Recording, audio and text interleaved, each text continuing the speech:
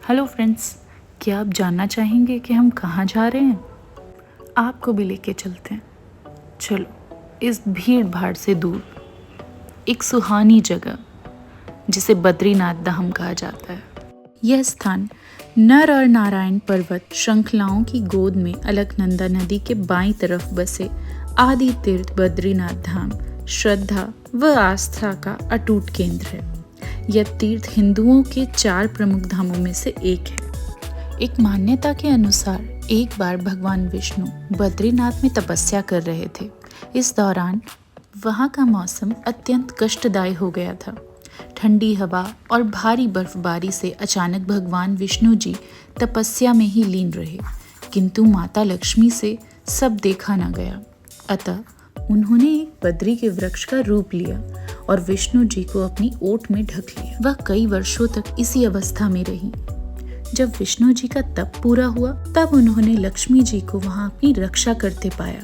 उनके इस कड़े तप को देखकर भगवान विष्णु अत्यंत प्रसन्न हुए और उस स्थान का नाम उनके नाम पर बद्रीनाथ रख दिया।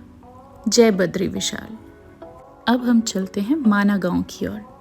कहते हैं माना गांव की अपनी ही एक अलग कहानी है। कहानी वो जो महाभारत से जुड़ी है। कहानी वो जहाँ से पांडव स्वर्ग की ओर गए थे, जहाँ महर्षि वेदव्यास जी ने 18 महापुराणों की रचना की थी, जहाँ स्वयं गणेश जी ने आकर महाभारत लिखी। ये है भारत का प्रथम गांव माना।